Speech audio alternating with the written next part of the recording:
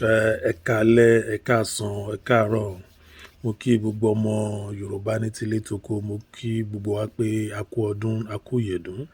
A dúpẹ́ fún gbogbo àwa tọ́dún bá láyé. Ẹ̀mí wa tó bá láyé náà ló máa ṣe púpọ̀ ẹ̀ pẹ̀lú ògo Ọlọ́run. Mo dẹ̀ kí bàbá wa Sunday Igboho. Mo kí bàbá wa Pastor Akintoye náà. Mo kí wọn. Mo dẹ̀ kí gbogbo àwọn agitators lóríṣiríṣi àtàwọn tí mi ò lè dárúkọ gbogbo yín pápátá. Mo kí gbogbo wa papọ̀ ọdún náà kún ìyèdún ẹ̀mí aṣọ̀pọ̀ ẹ̀. Happy New Year fún 2022 yìí èsì ayọ̀. A dẹ̀ dúpẹ́ fún lọ́dọ̀ Ọlọ́run. Ọlọ́run ká kọ́ dúpẹ́ lọ́dọ̀ pé ká dúpẹ́ lọ́dọ̀ Ọlọ́run pé gbogbo àwọn nǹkan tó yẹ Ọlọ́run lòun máa ṣe ó ti ń ṣe yanjú díẹ̀díẹ̀ bọ̀. Tàbá rí ní ọdún tó kọjá ẹ ṣáà rí báwọn báyẹn mọ́ yẹn ń kú bí ẹ̀dìyẹ tó ní kọ́ tí gbọ́n kú pípí pé a fi yọ wọ́n but òótọ́ ní ká máa sàn a fi yọ àwọn báyẹn but òótọ́ ní ká máa sàn. Ṣe rí gbogbo àwọn ọba tó ń kú wọ̀nyẹn tó ń kú léra wọn yẹn ara àwọn tọ́lọ́run ní iṣẹ́ tọ́lọ́run fi rẹ̀ hàn díẹ̀díẹ̀ nìyẹn. Ṣé dáhùn most of àwọn míì tẹ́ni wọ́n kú àwọn yẹn àwọn tẹ́ pé wọ́n mú òótọ́ wọn ò sọ síta kan tó kú òun ni wọ́n. Adọ́run mòótọ́ ni wọ́n ti dọ́run báyẹn sàn ọba yẹn. Èmi ò believe pé ọba kan wájà ọba kú dànù ni ọba kan wájà àjà olúwa ó wà nù lẹ́lẹ́ wọ́n ti sin dànù gbogbo wọn. Gbogbo àwọn ọba àmà go to àwọn ọba tó kù mi ó mọ wọn fẹ́rẹ̀ but I don't want to talk about them. I will talk about Olúbàdàn. Olúbàdàn tẹ́wọ̀ yẹn Wàsíù Àyìndé wà náà tó fi jẹ ọba Ìbàdàn tó lo connection Tinubu tí bàbá yẹn fi jẹ ọba Ìbàdàn níyẹn Olúbàdàn ní 2015. Ó dà pé ìtàn abẹ́lẹ̀ mú ń hú jáde fún yẹn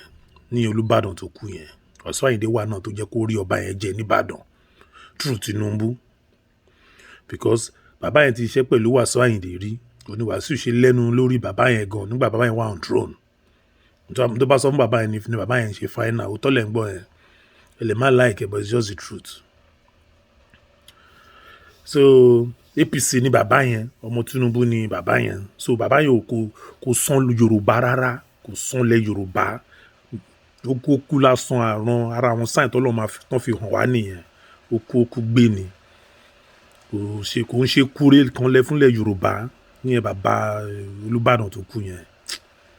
ẹ̀sọ́ ẹja sọtọ́ síbi ọ̀rọ̀ sọ̀rọ̀ wà ẹ̀yin kan lè máa pẹ́ pé àwọn yọ kinní kan sórí tẹ́lómi bá kú tó bá ṣeré wọ́n ń sọ fún yàn àti sọ̀rọ̀ jáde gan wà nǹkan dáadáa tó ṣe ni wàá máa rí kò ní lè sọ anything against ẹ̀. Bàbá ìkan náà pé tán ń sọ pé kí wọ́n support Yorùbá nation tó ń sá káàkiri àbí Olúbàdàn náà kọ́ ni tó ń dọ́jì tó ń yọ pọ́rọ́ tó ń yọ wọ́n ṣé ńgbà tó kú ń sìn kó wá mòótọ́ kó wá sọ kó tó kú ṣé kò wá pí ẹ̀jú kú tó kàn kú dànù sí ìyẹn Olúbàdàn mò ń sọ. Yes ká ní pé wọ́n yọba kan náà yọ ẹni bọ́ tó bá kú iṣẹ́ ọwọ́ ẹ̀ ló jẹ́ kò ṣe eré Olúbàdàn ò ṣe eré ẹ̀sùn tó sọ̀rọ̀ síbẹ̀ kò ṣe eré kò ṣe eré fúnlẹ̀ Yorùbá ọba ni ọba gbọ́dọ̀ máa fi àwọn lẹ́gẹ̀sì kan lẹ̀ táwọn ọmọ Yorùbá máa tọ́ka sí nípa ẹ̀ kò ní lẹ́gẹ̀sì ọ̀kan Olúbàdàn ní lẹ́gẹ̀sì kankan tó fi lẹ̀ fúnlẹ̀ Yorùbá kó ṣì kó ń bẹ̀ ẹ̀yẹ sọ yamayama mọ́ Olúbàdàn kó lọ ẹ̀rí kan tó ń jà sọ́ba nísìnyí Wàsíù lágbára àti lo connection Tinubu kó support the next ọba tó máa fi jẹ́ Ìbàdàn onígẹ̀rẹ́ katakata tó ń ṣẹlẹ̀ ní Ìbàdàn lọ́wọ́ báyìí. Ṣé ìgẹ́dì ń sìn tó gbogbo náà ti rí jẹ́ ẹsẹ̀ lẹ́bọ̀ ìlú kò sẹ́ni tó fẹ́ bribe àwọn kan náà wà tán ní owó yẹn sìn. Ṣé ìgẹ́dì ń sìn then Tinubu kẹ̀dẹ̀rẹ́ ìyẹn kò ń gan ráyè kò ráyè ara ẹ̀ gan mọ́ ṣètẹ́ bá fọ̀rọ̀ ọba nípa kò tẹ̀ ní dá sí ọ̀rọ̀ president yẹn lóyún ṣe kiri but mo kàn brief tó Olúbàdàn yẹn ni so mi sí lára àwọn tó sọ pé I have no pity I'm not sending any condolence to Olúbàdàn because ọmọ Yorùbá ni mi so mi ò rí nǹkan tó ṣe so kó àti tó fi jọba ń gbà yẹn so I have no condolence to him I don't send it. I really ma like it but it's just the truth wọ́n ní culture kí ni kan gbogbo ara nǹkan tẹ́ fi ń pa culture Yorùbá nìyẹn tí ta fi do wà lẹ́rú dè ní nìyẹn so màá go back sí story mi díẹ̀ pé tẹ bá rí method tí ọ̀rọ̀ tí Olúbàdàn mi ti sọ Olúbàdàn mi yẹn ti lọ I'm not ready to go into detail but tó bá need kí n sọ̀rọ̀ detail I have more details about him ìyẹn Olúbàdàn tó kù. I have more details but I'm not ready to go on that. Sọjá fìyẹn lẹ́yìn ti lọ nìyẹn, ó ti bálẹ̀ ló ti lọ, ó ti kú dànù nìyẹn. Then ṣe rí method táwọn Fúlàní ń lò nísìnyí, ẹ jẹ́ n go back to the root. Mo fẹ́ padà sí root kan káwọn youth lè mọ̀ pé you need to stand up and fight for your rights. Ṣe rí láyé jọ̀hún àwọn ọba tẹ́ ń wò yìí, àwọn náà ta wà lẹ́rú jù. Àwa Yorùbá náà ta lẹ́rú jù ní gbogbo àgbáyé, ní gbogbo Áfíríkà. Yorùbá náà ta lẹ́rú jù ní gbogbo Áfíríkà. Tẹ́ bá dé Brazil, Cuba, Jamaica, kò sí tẹ́ máa dé tẹ́ ní gbogbo tí dúdú wà ní gbogbo àgbáyé tán ta lẹ́rú, ìran Yorùbá ló pọ̀jù ní gbogbo wọn. Ìran Yorùbá ló pọ̀jù ní gbogbo wọn. Tó jẹ́ ìran Yorùbá gangan náà pọ̀jù ní wọn. True wo náà fi rí wa ta, true àwọn ọba yìí náà ni.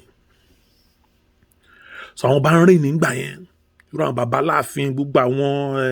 Àjàká, gbogbo àwọn sẹ́ta wọn yẹn, gbogbo gúrùpù wọn yẹn kó máa tàyàn ní gbogbo wọn. So gbogbo àwọn tẹ́lẹ̀tẹ́lẹ̀ láàrin àwọn Yorùbá náà wọ́n tún bára wọn nígbà táwọn òyìnbó yẹn dé nọ́bẹ̀ sí ní tún tara wọn náà, wọ́n takora wọn tẹ́lẹ̀ oníṣàn wọn ń tara wọn. Àwọn gúrùpù kan wà tẹ́ pé wọ́n lọ máa colonize àwọn abúlé míì, wọ́n lọ máa kó wọn lẹ́rú tà fáwọn ọba.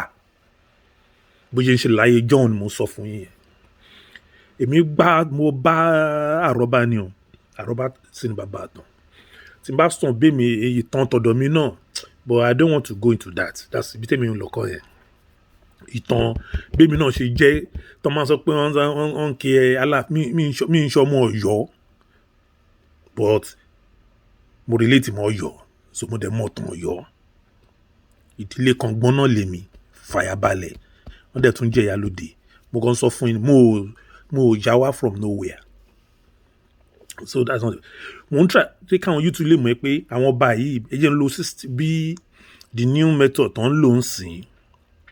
tó fi dórí elite, wọ́n ṣe ń lo another method of slavery tó yẹ káwa youth ká condemn, ká stop ẹ̀. We want Yorùbá nation now. So àwọn ọba yẹn gbà yẹn wọ́n máa tẹrú ṣe gbogbo ẹ̀. So ìgbà yẹn nínú àwọn tó ń ta lẹ́rú yẹn tó ń ṣe agbátò pẹ̀lú àwọn ọba yẹn tó jọ ń tẹrú yẹn, irú wọn náà ń lọ léèwé tán di akọ̀wé tán di gbogbo ẹ̀ tẹ́lẹ̀ ti bẹ̀rẹ̀. Nǹkan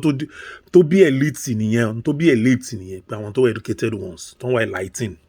tó bí elite nìyẹn. So ọba ti yàtọ̀ sí elite. Àwọn elite làwọn òyìnbó yẹn bá bẹ̀rẹ̀ pé wọ́n lè bá wọn communicate. Nǹkan tó ń jẹ́ elite ni ibi tẹ́ elite ti bẹ̀rẹ̀ nìyẹn. Àwọn tó lè bá àwọn grassroots communicate tí wọ́n gbóyìnbó, òun làwọn elite. Ibi tẹ́lẹ̀ ti jáde nìyẹn. So àwọn elite yẹn wọ́n ń grow. Elite yẹn ló bí gbogbo àwọn old elite ta ní tó fi dórí bàbá Ọbáfẹ́mi Awólọ́wọ̀, tó fi dórí gbogbo everybody tá wà dé ní tọ́lá pa àwọn enlighten little bit. Ṣé n get in sin? Ibi tẹ́lẹ̀ ti bẹ̀rẹ̀ nìyẹn. So àwọn ọba yẹn wọ́n nísìnyí àwọn elite yẹn, àwọn òyìnbó yẹn wá ń lò wọ́n, àwọn bọ̀tà wọn ń kọ̀yà. Òun làwọn ara wọn ní Ọbáfẹ́mi Awólọ́wọ̀ tó ń kọ̀yà pé no, this slavery must stop. Àwọn ọba yẹn ò dẹ̀ like ẹ̀. Àwọn ọba yẹn wọ́n like ẹ̀. Nítorí but àwọn ọba ló súnmọ́ àwọn grassroots. Grassroots ṣé ń get in sin? Ó wá easy because àwọn grassroots àwọn abúlé wọ́n close mọ́ ọba ju any other person lọ bó ṣe wà tẹ́lẹ̀ nìyẹn. That's the way it is. So wọ́n bí pé nǹkan tó bá sọ ní fáwọn ò bá gbóyìnbó kó sẹ́ni náà ní gbẹ́rẹ́ lóhùn nǹkan tó bá sọ ni. So tẹ́ bá pẹ́ láì jọ́ tó yẹn máa fẹ́ jẹ anything gan wàá lọ true ọba. Tẹ́lẹ̀ bóyá wà tẹ́lẹ̀ true ọba ni. No máa jẹ́ sọ okay you gan governor or be this or be a minister wọ́n á sọ tó bá ti sign sí báyìí wọ́n máa rí jẹ́ ṣáà ni. So àwọn elite ti wọ́n ń build up, wọ́n ti ń strong, wọ́n ti ń pọ̀ gan, wọ́n ti ń strong. Irú ọ̀nà Abẹ́fẹ́mi lọ́wọ́ oríṣiríṣi wọ́n pọ̀ bá Tafawa kí lórúkọ Ajayi Crowther gbogbo wọn yẹn náà elite ni gbogbo wọn ibẹ̀ ni àwọn náà ti jáde, ibẹ̀ náà ti ṣẹ̀ jáde because ara wọn tó ń òyìnbó yẹn train nígbà tó ń ṣe slavery nìyẹn gbogbo wọn. Àwọn Awólọ́wọ̀ wọn á jáde, àwọn bákan náà ti wà bí fún Awólọ́wọ̀. Mo ní research wọn lọ but mi ní copy ẹ̀ tí wọ́n máa kọ orúkọ wọn pọ̀ gan. Ó rí pé Awólọ́wọ̀ it's just a bravely summary mo fẹ́ summarize ẹ̀ ni káwọn èèyàn lè get àwọn youth mostly ni mo need kẹ́ get information yìí. So ṣe rí àwọn elite wọn náà fi wá ń kọ́ irú set wọn ni bàbá wa Fẹ́mi Awólọ́wọ̀ sáwọn náà rí pé àyìn tó ń ṣe yóò dá but àwọn ọba yóò wọn support ẹ̀ so most of the time àwọn elite tó ń bá rí pé ó strong wọ́n fẹ́ jáde nílẹ̀ Yorùbá àwọn ọba yìí ló máa ń fà wọ́n wálẹ̀ àwọn ọba ló máa ń fà wọ́n wálẹ̀ so from there na inú àwọn tí ọba yìí ti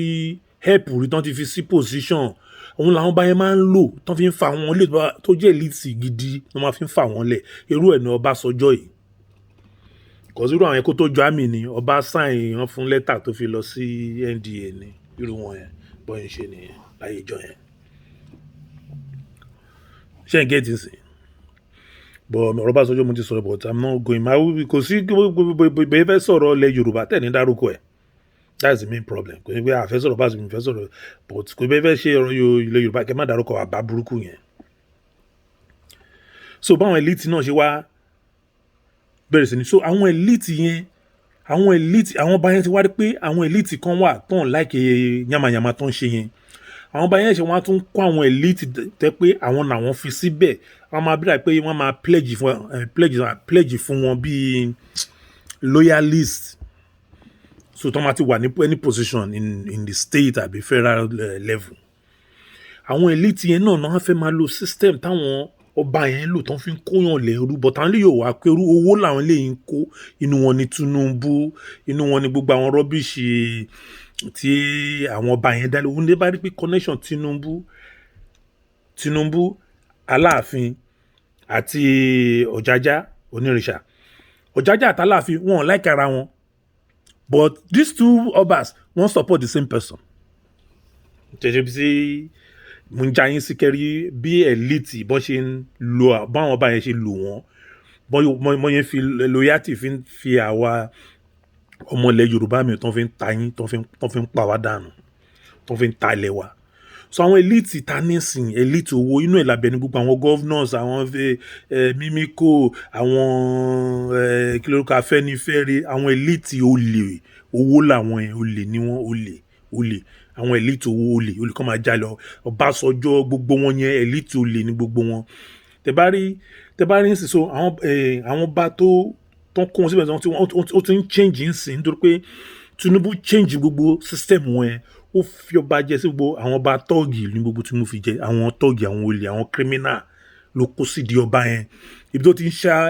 ṣàwọ́rọ̀ àwọn ọba ńláńlá yẹn lẹ́yìn ìsìn nìyẹn but ó ti ń yọlẹ̀ fún àwọn ọba yẹn díẹ̀ àwọn ọba ńláńlá irú Lámídì ẹ̀ṣáàrí tó ń gbá atẹ́gùn lẹ́sẹ̀ tó ń pòrà mọ́lẹ̀ ńlẹ̀ bí ọmọdé ìyẹn Lámídì Aláàfin Ọ̀yọ́ ẹ̀ tó ń pòrà mọ́lẹ̀ ṣe dimension la fẹ́ pè yẹn ni ẹni on 2022 náà la máa rí gbogbo ẹ̀ ẹ gbàgbé òṣì Ọlọ́run ẹ̀ṣẹ̀ bẹ̀rẹ̀ mo ti sọ fún yín pé last year yẹn mọ́ 2022 ẹ gbọ́ oríṣi tẹ́ gbọ́ rí ẹ gbọ́ oríṣi tẹ́ gbọ́ rí bọ́ ibi tá à ń lọ kàn ibi tí mo ń lọ kàn yẹn so èmi fẹ́ fàyọ pé ṣé wá rí àwọn elite yìí wọ́n ti so mọ́ north bí i àpá àwọn north yìí tẹ bá rí ẹjẹ tó fi ní geographical sample kan ṣe bá rí àwọn Muslim àti ilẹ̀ Haúsá náà ti gbà colonize Yorùbá land àwọn Christian wọ́n gba Èkó wọ́n Benin wọ́n fi colonize Yorùbá bó ṣe rí nìyẹn Muslim gba north wa àwọn Christian wọ́n gba ojú omi wa tó fi colonize ilẹ̀ Yorùbá then mo fẹ́ sọ sórí kan mo fẹ́ káwọn èèyàn stop kó yẹn sọ pé Àfọ̀njá dáa ilẹ̀ Yorùbá it's not right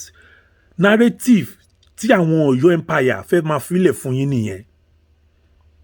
narrative tó ń fẹ́ máa fún yín nìyẹn ṣe láwọn Ọ̀yọ́ yìí Aláàfin wọ́n ti collide pẹ̀lú mọ́ Muslim ti pẹ́ not today go and check back the history wọ́n ti collide pẹ̀lú láti bíyà bàbá Adéyẹmí lè ní ọ̀ there's one Àdùlé bíyà bẹ́ẹ̀ ló ti bẹ̀rẹ̀ ní mi ò mọ̀ tí bá research máa find out tẹ bá rí pé present Aláàfin Lámídì Muslim name ó wà ní orúkọ ẹ̀ Muslim name ó wà ní orúkọ ẹ̀ Lámídì orúkọ Muslim ni kò ń ṣe orúkọ Yorùbá Lámídì orúkọ Muslim ni ó ti ń lo Fúlàní ti pẹ́ no be today Aláàfin ti ń lo Fúlàní ti pẹ́ bàbá wọn ti ń lo Fúlàní ti pẹ́ no be today òun ni Àfọ̀njá rí táfọ̀njá fi ń bẹ̀rẹ̀ sí ní bá wọn pò tán fi jà ìyẹn Ààrẹ Ọ̀nà Kakanfò original Ọ̀nà Kakanfò kò ń ṣe gbàtú ẹ̀ yóò ń dọ̀tí tó ń kaṣọ tó funfun kiri yẹn Gani Adams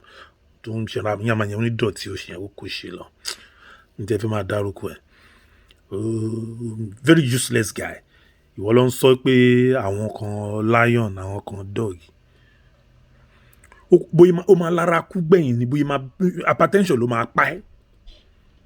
Gani Adams hypertension ẹ̀jẹ̀ ríru òun ló máa pa ẹ́ kò sí bóyá fẹ́ gbégbà tó máa pẹ́ gbẹ̀yìn nìyẹn kò sí onílára nǹkan tó máa ń pa wọ́n jù nìyẹn bó lára Sunday Igboho bàbá ẹni Sunday Igboho Gani Adams bàbá ẹni Sunday Igboho ṣe bí gbogbo ara nǹkan tá à ń sọ pé àwọn Aláàfin ṣe gbogbo àwọn ọ̀dọ́ tí ara dárẹ̀ láti ń rí yìí náà ṣe bá rẹ̀ ní fífi ọmọ Nupe tó fi wá jẹ Ààrẹ Ọ̀nà Kakanfò nílẹ̀ Yorùbá náà ara géèmù tá a máa ń sọ pé àwọn ọba èèyàn máa ń ṣe nìyẹn òun lè ń rí yẹn ara ẹ̀ ní Gani Adams tó fi jẹ Ààrẹ Ọ̀nà Kakanfò yẹn ọ̀fọ̀ Ọ̀yọ́ dẹ̀ ni kò ń ṣẹlẹ̀ Yorùbá ṣe ti yín sìn but I'm not going to that side bá kàn ti ń dárúkọ mi wọn kàn máa tún bọ́ sí line on I'm not ready for them now because ọ̀rọ̀ tí wọn ọ̀tọ̀ọ̀tọ̀ ni ó yẹ kí n máa ṣe fídíò wọn lọ́tọ̀ọ̀tọ̀ mo ní ó pọ̀ lóríṣiríṣi ẹ jẹ́ máa bá system yìí tó ń lò yìí lọ so gbogbo náà ti wọ́n sọ pé àwọn ọ̀nà Aláàfin wọ́n ti kò náà pọ̀ mọ́ Fúlàní ti pẹ́ it's not today ẹ gbà bẹ́ẹ̀ àwọn Fúlàní mọ̀ pé wọ́n máa ń rí Aláàfin lò wọ́n máa ń rí àwọn ọba ilẹ̀ Yorùbá lò so Aláàfin reason tí àwọn ìfisọpá Aláàfin fi jẹ́ olórí ọba Yorùbá ojú pé gbogbo ẹni táwọn Fúlàní bá fẹ́ ṣe túrọ̀ Aláàfin Ọ̀yọ́ náà máa ń gbé gbà tẹ́lẹ̀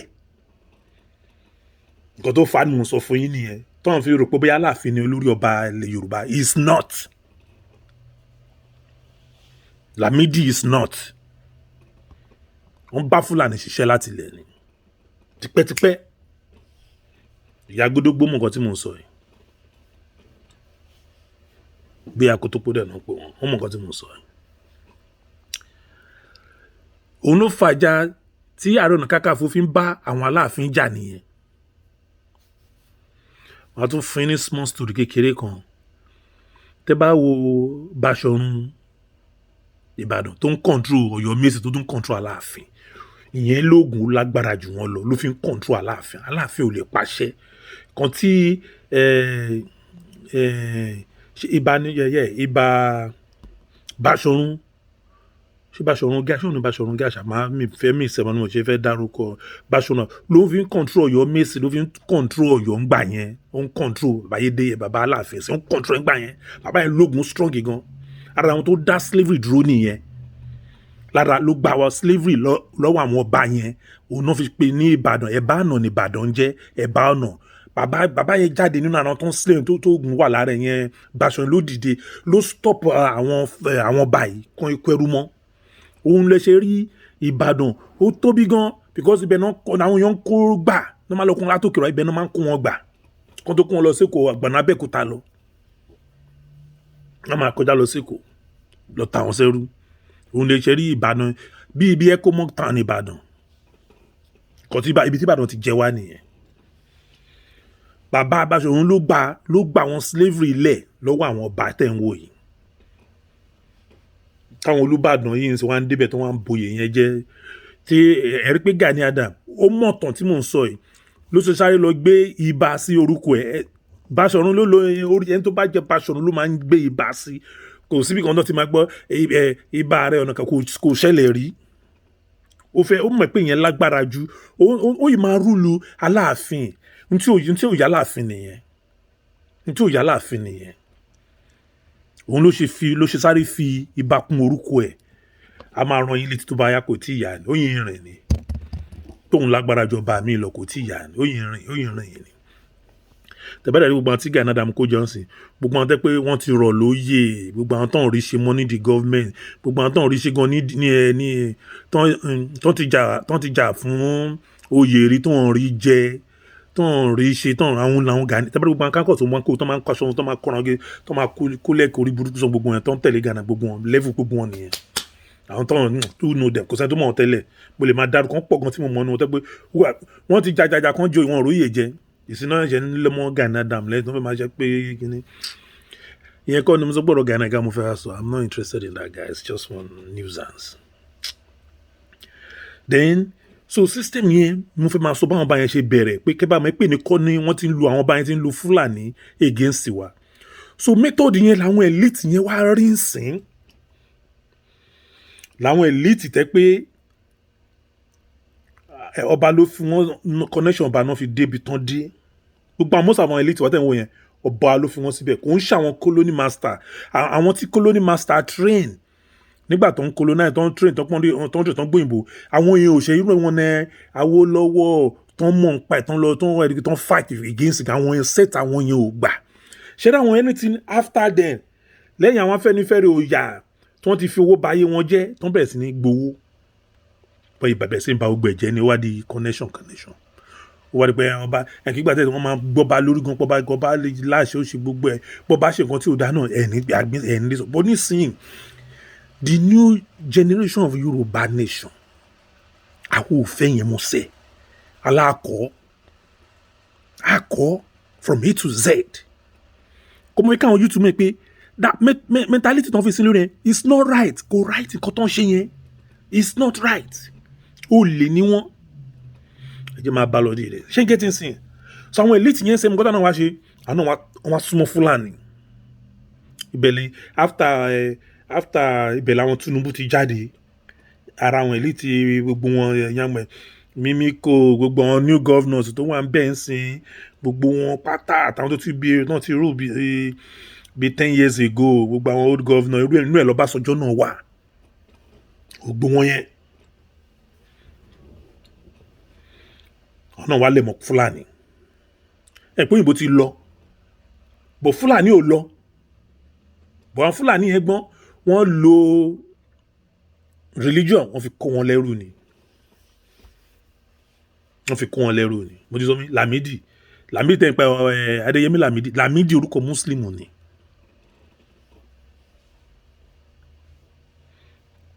but mo ní page lórí yẹn gan I can give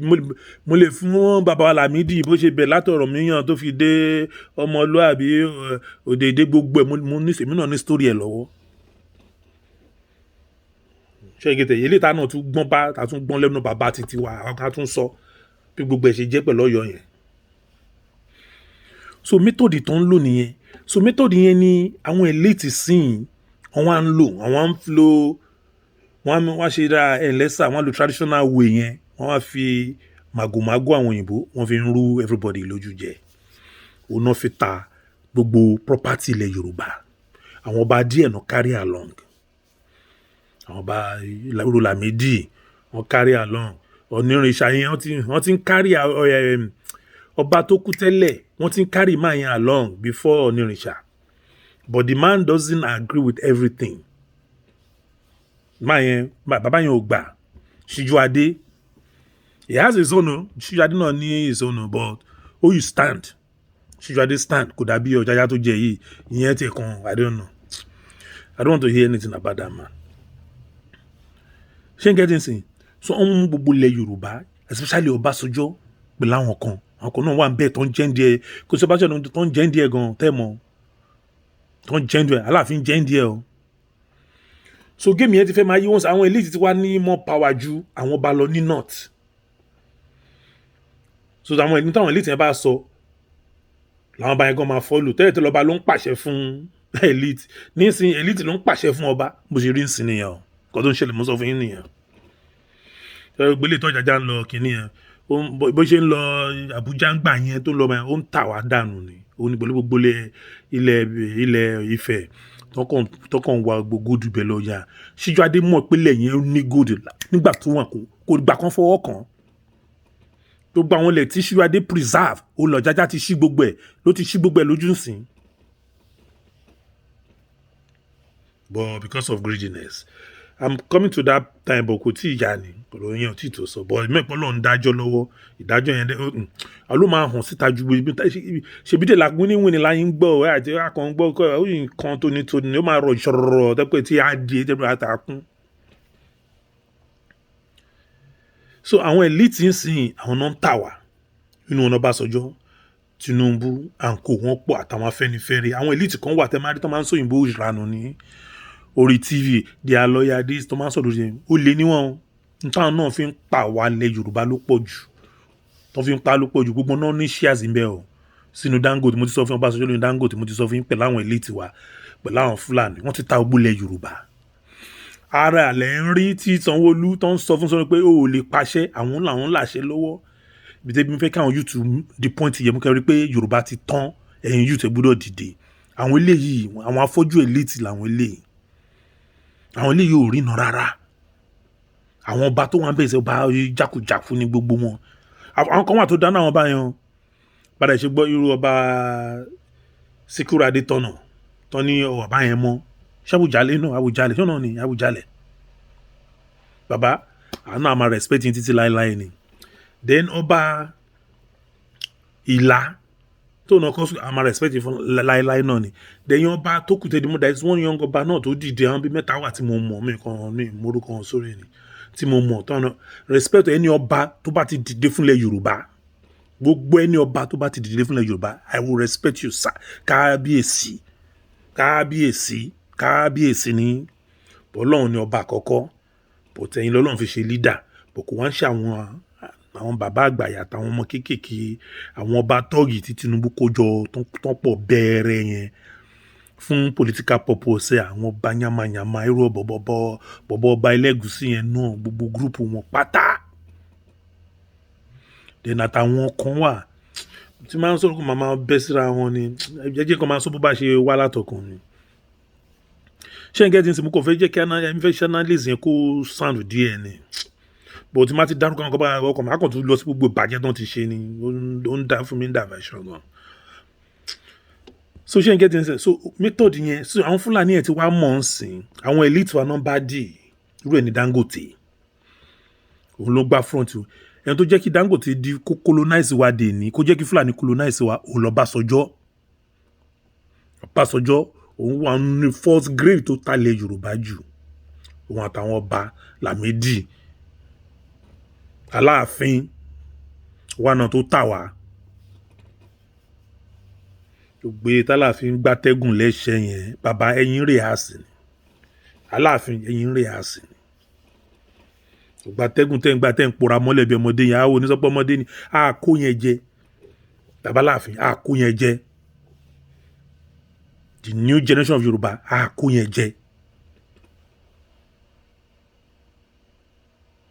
a kó yẹn jẹ Olúbàdàn kí ni ẹ náà ṣe sí Ìbàdàn ẹ náà ó kú dànù àwọn ọba tí ò ní tán ní rẹ́kọ̀d bí Lámídì kú lè náà ní rẹ́kọ̀dì kankan anásípà àfọbàṣà àwọn ọba gidi la fẹ́ bí Àwùjalẹ̀ àwọn ọba tó ń lè talẹ̀ wọn tó ń lè tọmọ tó ń lè taran wọn àwọn ọba tó lè taran wọn bí ọba Ìlá náà tí ó lè taran ẹ̀ àwọn ọba tó dúró tìrun ẹ̀ mo fẹ́ sọ fún mi pé kò kí ń ṣe ní àwọn ọba yẹn wọ́n ti ń taran Yorùbá gan nítorí owó tipẹ́tipẹ́ pẹ̀lú àwọn colonial master yìí tipẹ́ tó ti ń ṣe nísìn àwọn elite náà ló ń sìn àwọn elite ló ń tà wá jù báyìí pẹ̀lú àwọn ọba yẹn ń yọ wá ń bẹ̀ in conjunction with them ni pẹ̀lú àwọn ọba pẹ̀lú àwọn elite yẹn wọ́n jọ ń tà wá ní báyìí o so ìyẹn elite ẹ̀dìdè yẹn má jẹ́ kún nìkan wá fi grammar àbí fún yín ní story tí ò make sense fight for your right and stand up this is the right time ẹ ti ń sùn jù wọn ò mọ̀ ó yẹ kó jẹ́ kán mọ̀ ẹ jẹ́ kán mọ̀ àná ẹ jẹ́ kán mọ̀ wọn ẹ jẹ́ kán mọ̀ ẹ jẹ́ kán mọ̀ àwọn tó ń tà yín nìyẹn then máa lọ oríṣiríṣi measure náà lò wọ́n fi ń depress àwọn ọmọ Yorùbá ṣe rí tí alálẹ́ bá ní kó dáa fún yín aláàárọ̀ níjó dáa fún yín alẹ́ yín ò lè sunwọ̀n gbogbo ẹ̀yin àgbààgbà elite àtàwọn ọba tẹ́ ta ọmọ Yorùbá tẹ́ ń gbàbọ̀dé fún aláìlẹ́yìn gbogbo yín pátá ìdájọ́ yín ẹ máa rí ìdájọ́ ní lọ́dún tàwa yìí ìdájọ́ yẹn á hàn gan tó bí pé ẹ̀rọ ogun á ba èèyàn pé lóòótọ́ but tí ìdájọ́ yẹn bá ti bẹ̀rẹ̀ ẹ̀yin youth ẹ gbéra dìde ẹ má jẹ́ kí ṣẹ́ni gbọ́dọ̀ tí ìdájọ́ yẹn bá bẹ̀rẹ̀ ẹ má kàn ráyè gbé ọmọ wọn padà sí position yẹn ibi tí mo lọ gan nìyẹn ẹ̀yin youth ẹ dìde ẹ má gbà kí Ọlọ́run máa bá yín mú wọn kúrò fúnra ara wọn pọ̀ ẹ máa gbà kan gbé ọmọ wọn padà síbẹ̀ the same shit tí ọmọ wọn ṣe náà fẹ́ bẹ̀rẹ̀ lọ́mọ wọn náà máa bẹ̀rẹ̀ born of the same feather ni wọ́n àfẹ́ wọn mọ́ rárá. We want new generation of Yoruba race. Ṣé àwọn odò ẹja tẹ̀wọ́n rí ẹ pa wọn báyìí máa sọ paná wọn tẹ̀wọ́n rí. Because these people they just like a you know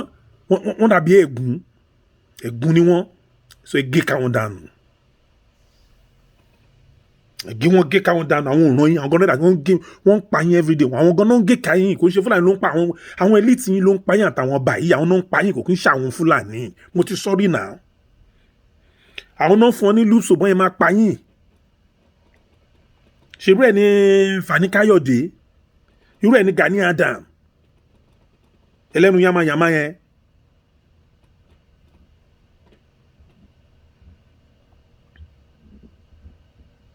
wọ́n pọ̀ rẹpẹtẹ báyẹn bọ̀ adúlọ́ mi ní tàbí láti mọ̀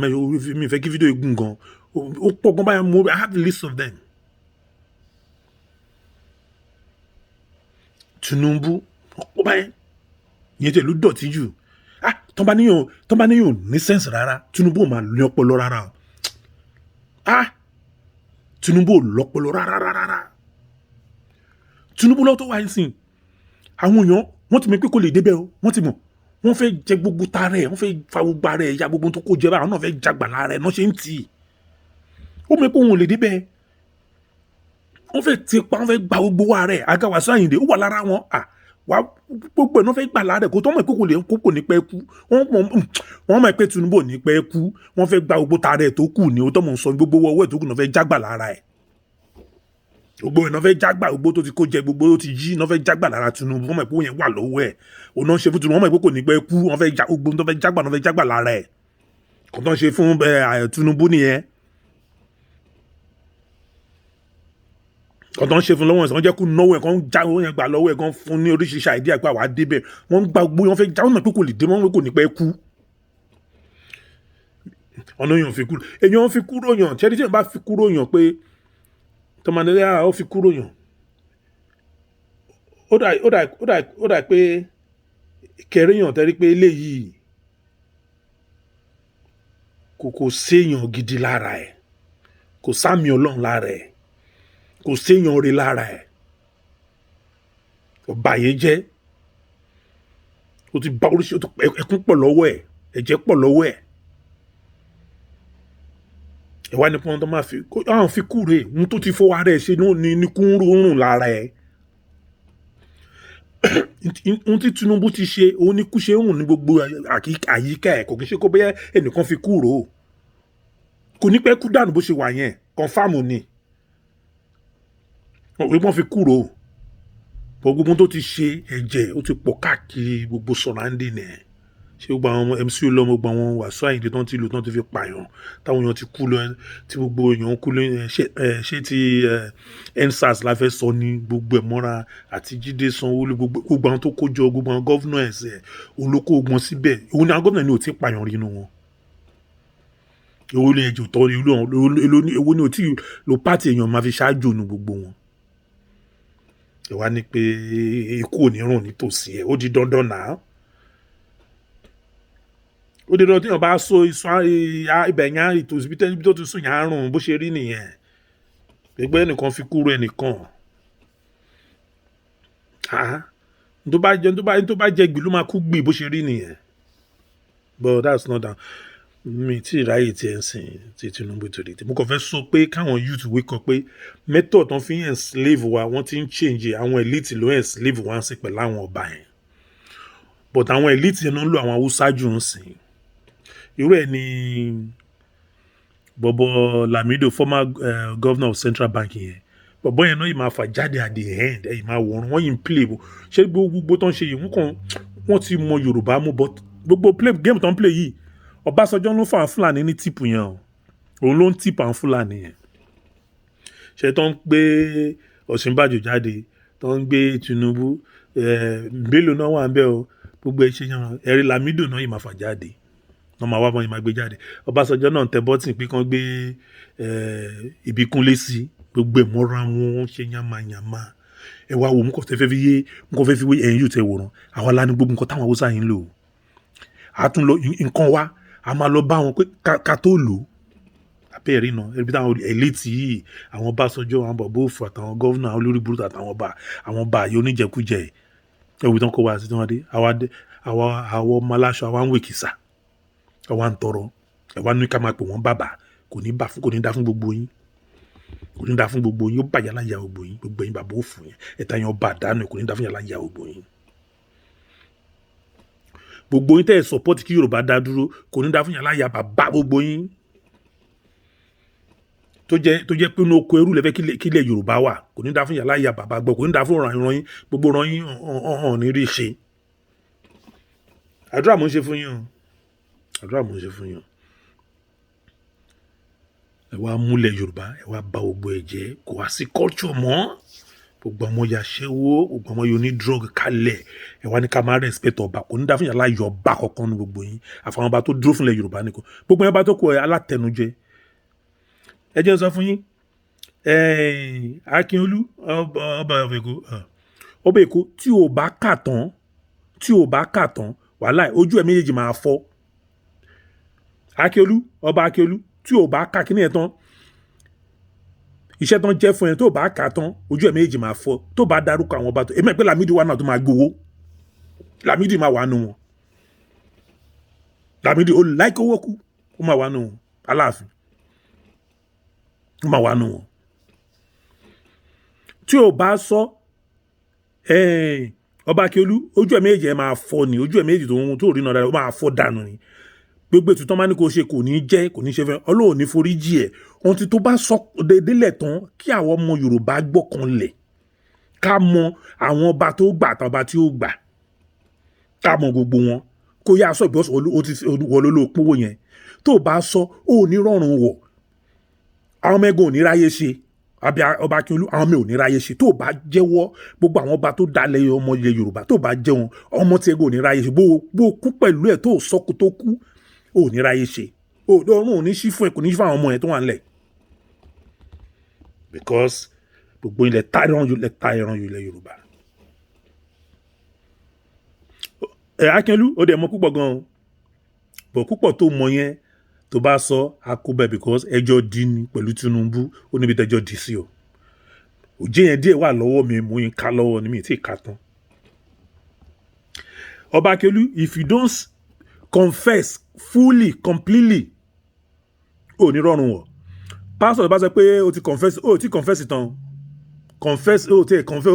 o kàn rere bété tani wà á rere bété fún fáwọn ọmọ ilẹ̀ Yorùbá o gbúdọ̀ jẹ́wọ́ completely Akínolú o gbúdọ̀ jẹ́wọ́ completely ló gbúdọ̀ jẹ́wọ́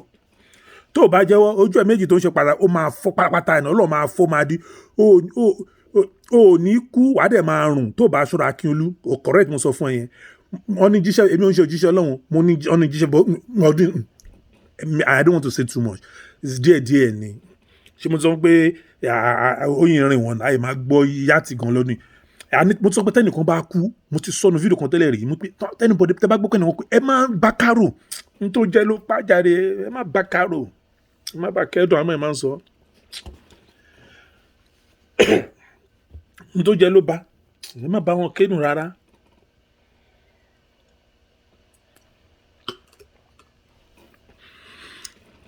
So ọjọ́ máa tí kò náà pé tí máa ti yàgò máa tún go into detail lórí bí nípa àwọn máàlì àwọn bọ̀bọ̀ òfù àwọn bá dànù àwọn bọ̀bọ̀ oúnjẹkújẹ alátẹnujẹ olóṣì wọn dẹ̀ lè rọrùn wọ̀ mo fẹ́ sọ kíní kan fún yín o ó dà pé èèyàn ba àtàyìn elite ẹ̀ tí mọ̀ ọ̀kan ẹ jẹ́ sọ bọ́lọ̀ ṣe ń ṣiṣẹ́ ṣé tọ́lọ́ bá fìyàn ṣe leader tí ò bá tọ́lọ́ fẹ́ ṣe leader ni pé kó tọ́jú àwọn èèyàn òun tó bá ti lè tọ́jú ẹ̀ àwọn tẹ̀dá tọ́lọ́ ń dá òun ṣèyàn rí o lè rí gbogbo dọ́dọ̀ Ọlọ́run irú ẹ̀dẹ̀ ní irú ẹ̀ Lámídì Aláàfin àsìkò ẹ̀ ò dá fúnlẹ̀ Yorùbá àsìkò Lámídì àsìkò ẹ̀ ò dá fúnlẹ̀ Yorùbá rárá Ọ̀jájá tiẹ̀ ló wọ́ọ̀sì jù tiẹ̀ náà wọ́ọ̀sì Peter Ọba Lámídì ní bákan Aláàfin ẹ̀ sùsùlì fúnlẹ̀ Yorùbá àsìkò yóò dẹrùn fúnlẹ̀ Yorùbá Ọbásanjọ́ náà Ọlọ́run náà fẹ́ ṣe dídà àsìkò ẹ̀ náà ò dá fúnlẹ̀ Yorùbá àsìkò náà ò sún fúnlẹ̀ Yorùbá àtẹ̀yìn gbogbo yín gọ́vnà àtẹ̀yìn pásọ̀ àti Ṣẹ́gun Míkò àti any whatever name tó ló ṣe gbogbo yín bájà àti Gbénga Daniel ní gbogbo yín ni olórí burúkú ní gbogbo yín gọ́vnà pátá. ẹ̀yin wá ń torí owó ẹ̀ wá ń jẹ́ kó máa pa ọmọ ìrántí yín. ṣé mi pé nígbà míì mo fẹ́ sọ kí náà mi tí olórí burúkú Tinubu yẹn bá gbé yín síbẹ̀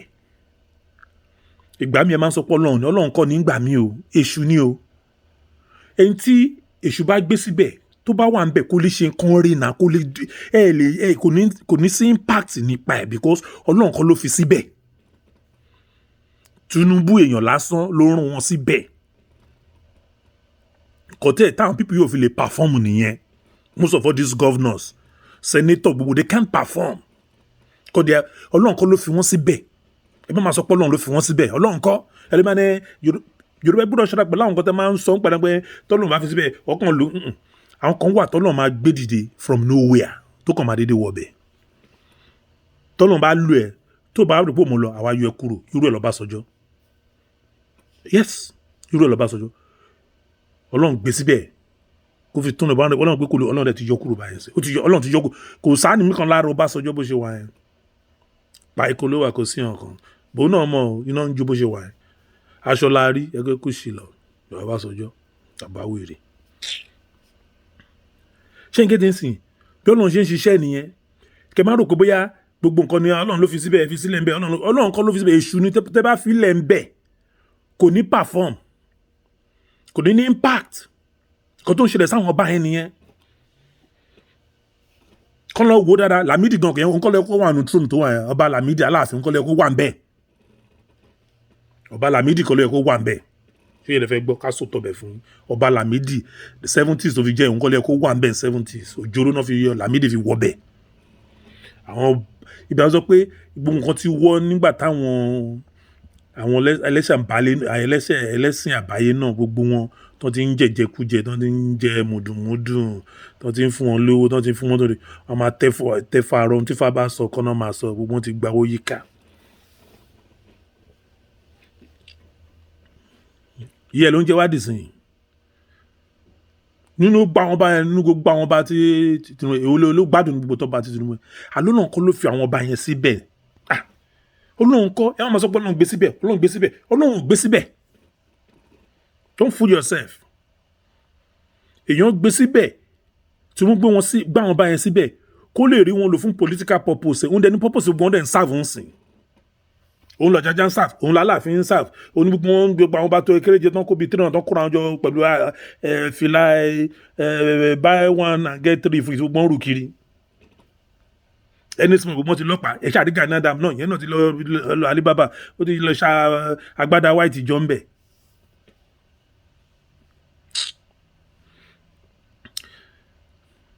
so àwọn pípù yìí tó ń tà fún Fúlàní ọ Gani Adam ó ń ṣiṣẹ́ fún Fúlàní ó ń ṣiṣẹ́ pẹ̀lú federal government ní ó ń ṣiṣẹ́ fún Fúlàní bóyá máa ṣe Yorùbá nation lẹ́yìn ló ń wá gbogbo ọ̀nà ti kó wọn sínú gúrùpù pátápátá ní England ní o l'Amẹ́ríkà nẹ́ni ìwé àbáyé gbogbo àwọn ló kó sínú gúrùpù kan máa gbọ́ gbogbo bọ́n yẹn ń lọ bọ̀ ara iṣẹ́ owó tó ń fún nìyẹn. but gbogbo yín mo ti sọnù fídíò kan bí túmọ̀ mo ní gbogbo yín fúnra ara yín lẹ́ máa fúnra yín lóògùn jẹ kò tí ì yá yí àyè ni ẹ máa bẹ̀rẹ̀ sí ní hàn dáadáa ẹ máa fúnra yín lóògùn jẹ ẹ gbà bẹ́ẹ̀ ní ọdún yẹn ilé mú jẹ́ eléyìí tó máa jábọ́ mi ìfẹ́ máa fẹ́ nu gbogbo eléyìí tó máa jábọ́ tó máa gbọ́ gbà ẹ má kánú anybody ó kú gbé ni Ọlọ́run ló ń ṣiṣẹ́ ó kú sára ni ìwà ẹ̀ ló ń jẹ tí Akíọlù tí ò bá yètè jẹ́wọ́ wàláì n fẹ́ sọ̀kọ̀ tó lọ ní o máa ṣe fún ẹ èmi Ọlọ́run ìbémi sọ ní tìǹà but èmi mọ̀ pé God has stuff for you tó bá sòótọ́ kó tó kú I'm not a pastor mi it's just my own consent tọkùnrin bá ní sọ síta máa sọ síta. then tẹ bá tún rí gbogbo àwọn Afẹ́nifẹ́re yẹn oníjẹkújẹ ní gbogbo ńlá from A to Z ṣé láwọn kan wà tẹ́ pé wọ́n believe pé they can speak English they believe they can speak English and talk to people there are people kan ní charisma kan bá àwọn èèyàn sọ̀rọ̀ ní audience àwọn yẹn náà ń pick out náà ń lò ń sìn tí wọ́n máa sọ ìbò lórí ṣé channel TV káàkiri tó máa bẹ̀rẹ̀ sí ní support mo wò kan náà tí ìyá yìí náà ṣó tó ní Odùduwà nation. We are not Odùduwà nation, we are Yorùbá nation lóòótọ́ dẹ̀ ni, we are not. tí yẹ̀yẹ́ dára sọ mo gbó máa we are not Odùduwà nation, we are Yorùbá nation.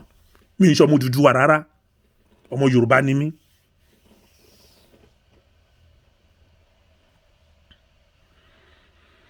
so mo kàn fẹ́ sọ pé tẹ bá káwọn YouTube kan ronú pé don't give up, this is the right time to stand up. àwọn báyìí wọ́n tuntun wà wá lọ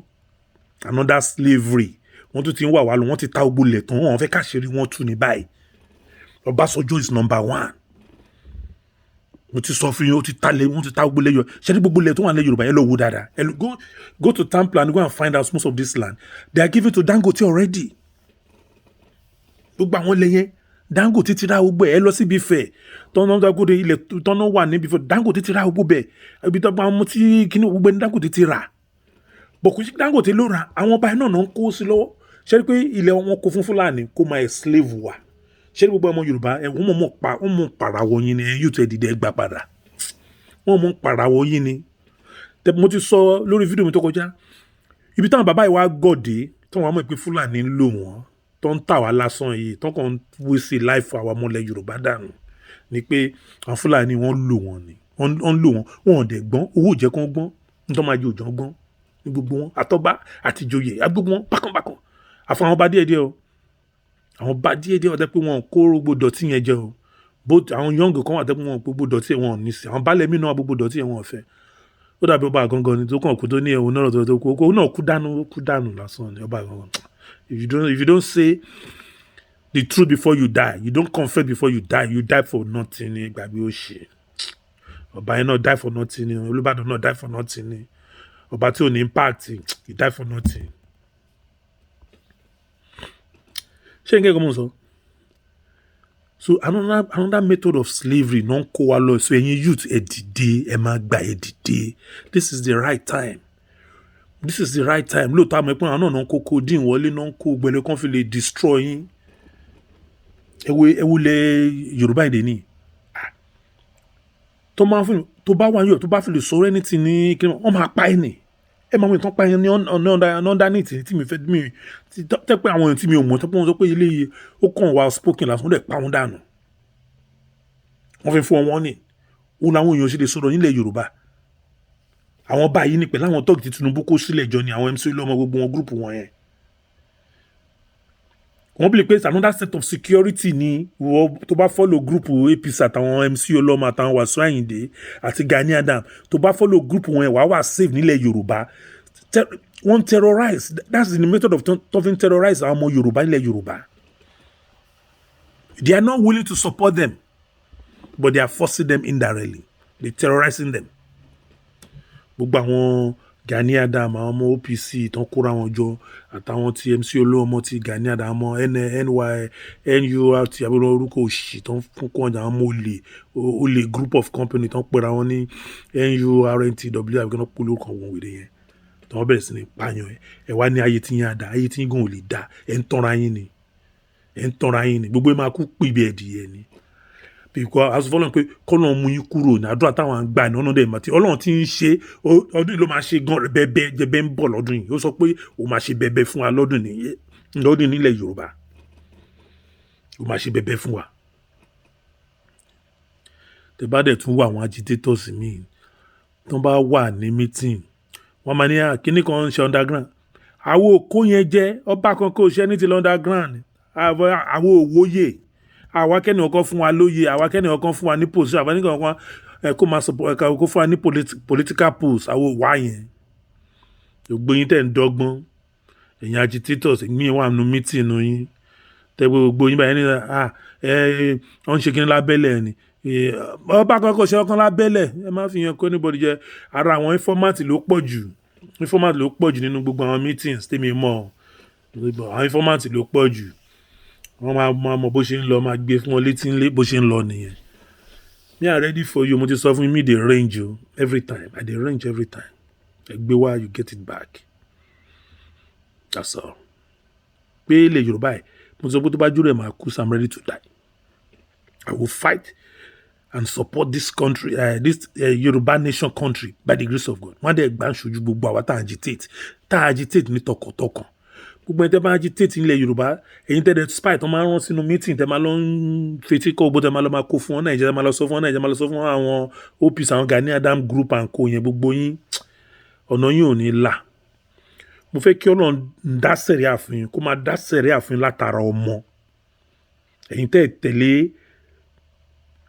Yorùbá nation tọkàntọkàn, kọ́lọ́n dá sẹ̀ríà fún yín látara àwọn ọmọ yín, kó kàn fi ṣe sign fún yín ni.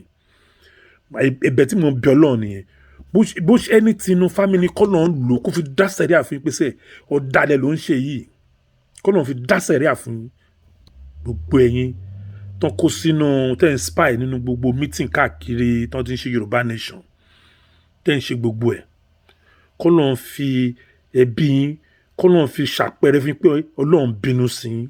tẹ́ bá yí padà but kọ́lọ́n fi ẹbí yín, kọ́lọ́n fi ṣàpẹẹrẹ fún yín pé yẹ́sẹ̀ òun lòdì sí nǹkan tẹ́ ń ṣe sẹ́, kọ́lọ́n fi ṣàpẹẹrẹ fún yín. Gbogbo yín pátá látòrí dé sálẹ̀, tẹ́ ń agitate tọkàntọkàn, tẹ́ ń gbáwájú, tẹ́ ń gbẹ̀yìn, tẹ́ ń ba planning tó máa fẹ́ ṣe jẹ́, tó bá fẹ́ ṣe ẹ̀ máa sáré lọ sọ lẹ́yìn tó gbẹ mọ́ra wọn. Gbogbo yín Ọlọ́run dẹ̀ ní fún yín ṣe mọ́. Mo ti sọ sẹ́ pẹ̀lú ògo Ọlọ́run, mo ti fi tí ń pàdé pẹ̀lú ògo Ọlọ́run. Ọlọ́run máa fi ọmọ, aya, family yín, Ọlọ́run máa fi ṣàdánwò fún yín, because àdánwò lẹ́ ń ṣe fún gbogbo àwọn ọmọ ilẹ̀ Yorùbá tó kù. Ẹ̀yin lẹ́ ń jẹ́ kó pa ọmọ ilẹ̀ Yorùbá, ẹ̀yin lẹ́ jẹ́ kí pípa ilẹ̀ ọmọ Yorùbá kó dúró dè ní torí rédèrèdè rádaràdà tẹ́ ń ṣe káàkiri nu meeting káàkiri. Then ọ̀rọ̀ Gani Adam ó ti ń jáde díẹ̀díẹ̀ bọ̀ ó máa tún sọ bọ̀ kò tí ì yá. Ẹlẹ́yà tiẹ̀ náà Gani Adam, ẹlẹ́yà tiẹ̀ náà máa bẹ̀rẹ̀ lọ́dún yìí. Ẹlẹ́yà tiẹ̀ náà ọdún yìí náà ló máa bẹ̀rẹ̀. O ò lè mú jẹ ọdún yìí, ẹlẹ́yà tiẹ̀ á bẹ̀rẹ̀. Mo ti sọ ọdún yìí sẹ́ will be ọdún tó máa jẹ́ pé àṣírí á tú kò tí ì tú tán, àṣírí máa tú jù bẹ́ẹ̀ lọ. Kékeré la yìí ń gbọ́ yẹn, àṣírí máa tú gan. Gbogbo eléyìí tẹ́ láàfin ṣe exercise yẹn, àmì tó fẹ́ bájà, tá láàfin bájà. Ṣé Yorùbá nation ló fẹ́ bájà? Bàbá láàfin, wàláì tó bẹ́ẹ̀. Ẹ máa kọ́ atẹ́gùn lẹ́sẹ̀ náà, atẹ́gùn ni kẹ́ máa gbá lẹ́sẹ̀, atẹ́gùn kẹ́ máa pora mọ́lẹ̀ lẹ̀. Gbogbo yín Ọjájá yọ́n ní pé kí wọ́n ti ń pè mẹ́sàn náà, ṣé phase 1 ló yìí rí yẹn? Kò ṣe fún phase 1 ló ti rí yẹn Ọjájá, phase 1 ló yìí rí. Àná Ọlọ́run bó visit gbogbo yín yẹn, ọ̀nà lálẹ́ Yorùbá kan yẹn sọ pé bí tọ́lọ́run bá wò. Ó dà pé ẹ mọ̀ pé nǹkan tẹ̀ ń ṣe nìyẹn. Ẹ sọ pé tọ́lọ́run bá wò gbogbo yín. Ọdún iṣẹ́ ẹni tọ́lọ́run máa visit nu yín. Àní ẹ má kẹ́dùn anybody mọ́. Àwọn ọba tó kú yẹn gbàgbé wọ́n ti kú dànù. Ọba ọkùn òwò àjà kò sí nǹkan lájà, àjà òkè ló ń jájà wọn sí lókè, wọ́n ti rí wọn mọ́lẹ̀. Wọ́n sọ ọmọ kòtò. Iṣẹ́ ọwọ́ ẹ̀dọ̀ ní kálukú kó máa jẹ́ fún wọn, ẹ má kẹ́dùn anybody. Nítorí kálukú bá ṣe ló máa jèrè ẹ̀. Ó kún un sọkọ̀ lọ́hùn. Olúbàdàn yẹn kú kò rí nǹkan kan sọ tó fi kú sí òkòkò Ọlọ́run, kó máa bọ́ lọ́hùn fà báyẹn. Yẹn là ń sọ fún ọba Akínolú of Lagos kó ètè jẹ́wọ́ kanlẹ̀.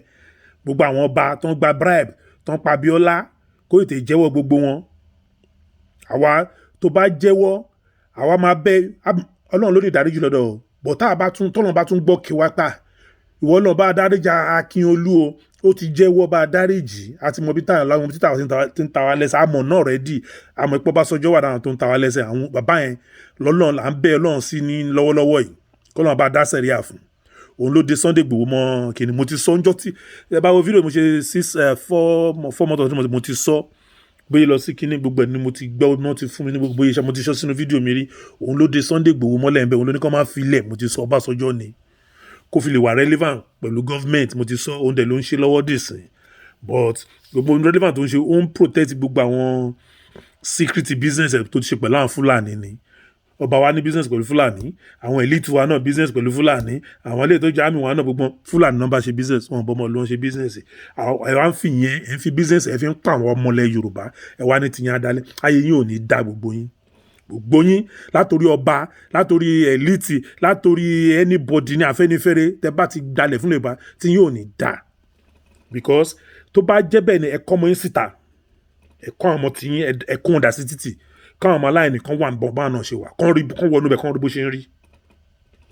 káwọn ọmọ yìí máa fa codeine káwọn lọ jọ àyè gbogbo wọn ẹ̀yin náà lẹ́ ń fún wọn lówó kán máa ṣe drug yẹn lẹ́ ń fún wọn lówó tó máa ti hélè bàbá ẹ̀ tún fún wọn ní owó tó máa fi lọ mú drug ní owó tẹ́tẹ́ tí jí kẹfí ṣe nǹkan kan Aláàfin what did you do Olúbàdàn what did you do Olúbàdàn yẹn ti lọ àti ẹ̀ máa gbóyè máa dárúkọ ẹ̀ mọ́ dárúkọ ẹ̀ mọ́ Ọjájá what did you do ìyẹn ò tẹ̀ lè do anything ìyẹn ò lè do anything ó yẹ káwọn àwọn ọba wa ó yẹ kí gbogbo wọn ní tẹ́lẹ̀tẹ́lẹ̀ tí lóò bá ti da ọba máa lọ sí adé á lọ kú dànù ó yẹ kí gbogbo èèyàn ọba yẹn kẹ́ lọ sí fìlà yín kẹ́ wo adé wọn ní tẹ́lẹ̀tẹ́lẹ̀ ọba bá sí tọ́ba bá wọ ọba lọ sí adé wò tó bá ti sí adé wà á kú dànù ó yẹ kí gbogbo yẹn lọ kú dànù ní ó yẹ kí gbogbo yẹn lọ kú dànù gbogbo èèyàn ọba tí mo dárúkọ gbogbo yẹn lọ kú dànù ẹ lọ sí adé kẹ́ kú dànù kò tó máa bẹ́ẹ̀ pé àwọn ọba àsìn ìborí ni wọ́n bọ́n sí dànù kò sí nǹkan tó máa ṣẹlẹ̀ because adé AliExpress gbogbo wọn dé sórí bọ́n sí kò sí àgbẹ̀ àfikún fọ́n wọn kàn fọ́n kíní lẹ́nu àwọn wèrè wọn bá dànù àwọn elite òṣì àwọn elite olórí burúkú yẹn náà àwọn olórúkọ ẹni smọ́tì wọn á kó lẹ́ẹ̀kan sọ́nà wọn náà wọn kí ló máa ń ṣe gan civilize ni ṣe báyìí pé gbọ́dọ̀ bá ṣe civilize tó tí ẹ wá ní change of setup of mind àfi kẹ́ máa ṣe yamayama ṣé báyìí jọ̀ọ́ bó ṣe ń wọ aṣọ dé tó máa wọ aṣọ tó wá look decent polisi yamayama owó gbogbo ẹ̀ góòdì ẹ máa rò pé yẹn náà ni pẹ̀lú gbogbo náà wọ́n tọ́jú lé wọn ẹ wá ń use àwọn ọmọ Yorùbá àwọn tí wọ́n wà fortunate bíi titi yín ẹ wá ń use wọn ẹ ń tẹ̀ wọ́n mọ́lẹ̀ ẹ ṣe bí apẹ́ Ọlọ́run ló gbogbo ayé fẹ́yìn ẹbí pé yìí nìkan lẹ́ mọ́ ṣe lẹ́bí pé àwọn tó kù yìí ò mọ́ ṣe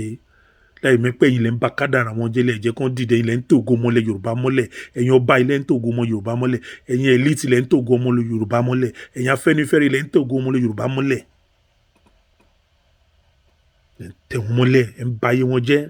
ẹ̀ wá lọ́mọ tí yẹn ayé ọmọ tí yẹn àdá kò lè dà ìgbẹ̀yìn ò lè dà ẹ gbà bẹ́ẹ̀ ẹ kún ọmọlẹ̀ Yorùbá ó ti wọn ọmọlẹ̀ Yorùbá ó ti dọ́dọ̀ Ọlọ́run ti dọ́dọ̀ Ọlọ́run mò ń sòtọ́ fún ó ti dọ́dọ̀ Ọlọ́run ẹ gbà bẹ́ẹ̀ ó ti dọ́dọ̀ Ọlọ́run ọ̀rọ̀ yìí ti sọ Ọlọ́run la Yorùbá kọjá ó máa là kọjá wọn tí gbogbo máa mọ́ yékè ó máa là kọjá àwọn bàbá fòfò ìtẹ́wé wọ́n ti jẹ́ kí Fúlàní gba gbogbo ilẹ̀ Yorùbá tán mo fẹ́ já yín sí o àwọn Fúlàní wọ́n ti gba gbogbo ilẹ̀ Yorùbá tán ààrẹ ilé tó ń ṣe fún Sanwó-Olú yẹn kékeré lẹ́tì rí yẹn o mo sọ ibi tán fún Dangote tó ti ṣe petrol yẹn gbogbo wọn ibẹ̀ náà kó wọn kówó sí ibẹ̀ ní gbogbo wọn invest sí o ẹ má rò pé Dangote ló nàkọ́ lóní o òótọ́ mo sọ fún yín wọn kàn ń lò ní o òun náà ló gbẹ́ kó lówó ọ̀ ń lò ní o bọ́ agbára wà lọ́wọ́ ìjú gbogbo ọmọ Yorùbá lórí ilẹ̀ wọn Fúlàní lóyìn máa jọba ya ló máa jọba Èkó ó ti jọba Èkó already gọ́vnọ̀ Fúlàní lóyìn máa wà ní gbogbo àwọn state ilẹ̀ Yorùbá yọ̀rọ̀ pé kò tí ì yé yín ẹ̀yin ọmọ yẹn yùtọ̀ ẹ̀ dìde wọ́n ti lọ ayé yín bàjẹ́ ẹ̀ dìde àwọn pípì yìí ti bá bàbá yìí wọ́n ti bá lé Yorùbá jẹ́ àwọn báyọ̀ báyé jẹ́ ni wọ́n ẹ̀ dìde àwọn Fúlàní yẹn wọ́n ti dèmọ̀ iná ṣe ń kó gbọ́n Fúlàní yẹn wọlé àwọn tó máa fi tẹ̀yìn mírì náà kó wọlé yẹn but Ọlọ́run sọ pé òun wà lẹ́yìn yín o màá sùn tọkàn fún yín o Ọlọ́run sọ pé òun wà lẹ́yìn ọmọ Yorùbá òun á jàjà yín fún yín but tó bá ti wá ń jàjẹ ẹ̀mí sọ pé àwọn ọmọ bàbá òfò yìí gbogbo àwọn bàbá àdánù ìtàn kó wá sí yọ̀yọ̀ yẹ máa ká ọmọ wọn tún bọ́ síbẹ̀ mọ́ ni o main point bẹ́ẹ̀ gbogbo àwọn tó ń support àwọn Ghanaian dan gbogbo àwọn tó máa ti relate mọ́ ẹ máa kàn bọ́ síbẹ̀ mọ́ ni o wọ́n ní tọ́lọ́ ní fún yín nìyẹn ẹ̀mọ Yorùbá òun ló máa là kọjá but ẹ máa support àwọn ọmọ àlè wọn yẹn o èmi dẹ̀ ti bẹ̀ Ọlọ́run pé kọ́ Ọlọ́run bàbá mú gbogbo wọn kúrò àtọmọ wọn tọmọ kan bá pa wọn rẹ àfẹ́ wọn lẹ̀ Yorùbá kọ́ lọ́ bá mú wọn kúrò kọ́ lọ́ gbà Ọlọ́run ti mú wọn àní ṣé 2022 ni ẹja fẹ́ kó sọ̀rọ̀ Ọlọ́run ó dàbọ̀.